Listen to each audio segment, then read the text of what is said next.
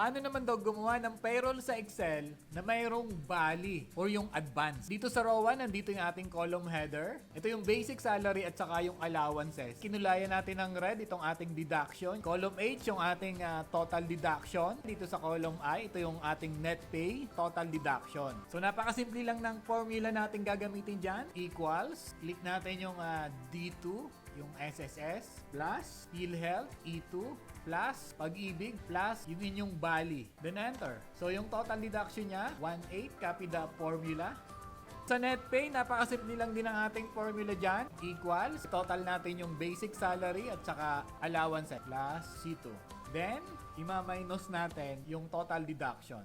Enter. So, 15,200 yung kanyang net pay. So, copy natin yung formula. And that's it. Follow my Facebook page and subscribe to my YouTube channel for more tutorials, travel, and food adventures.